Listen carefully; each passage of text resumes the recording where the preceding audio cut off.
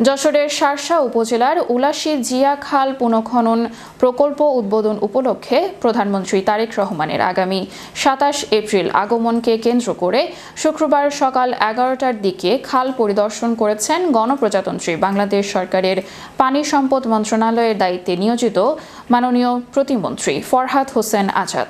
এ সময় প্রতিমন্ত্রী ফরহাদ হোসেন আজাদ বলেন, সাবেক প্রেসিডেন্ট জিয়াউর রহমানের সন্তান বাংলাদেশের জনগণের ভোটে নির্বাচিত বর্তমান প্রধানমন্ত্রী তারেক রহমান দেশের উন্নয়নে ব্যাপক পরিকল্পনা হাতে নিয়েছেন। আগামী ৫ বছরে প্রায় ১০,০০০ কিলোমিটার খাল পুনঃখননের উদ্যোগ নেওয়া হয়েছে। এরই অংশ হিসেবে আগামী ২৭ এপ্রিল তিনি তার বাবার স্মৃতিবিজড়িত উলাশী খাল পুনঃখনন কাজের উদ্বোধন করবেন। এই খালটি পুনঃখনন সম্পন্ন হলে এলাকার মানুষ দীর্ঘদিনের জলাবদ্ধতা থেকে মুক্তি পাবে।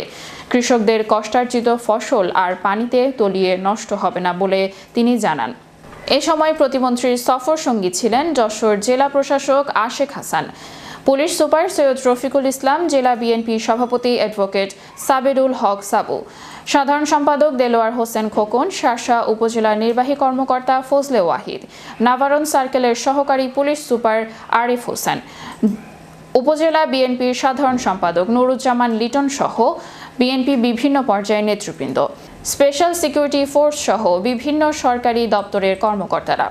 আপনারা নিশ্চয়ই ইতিমধ্যে অবগত হয়েছেন এবং এই শার্শা এলাকার মানুষের, আমার মনে হয় প্রতিটি মানুষের মধ্যে একটা উদ্বেগ, একটা আবেগ, একটা আনন্দময় মানসিকভাবে আপনারা তৈরি হচ্ছেন যে দীর্ঘদিন পরে শহীদ প্রেসিডেন্ট জিয়াউর রহমান ১৯৭৬ সালে ১ নভেম্বর এই উলশী খাল কিন্তু খনন করেছিল।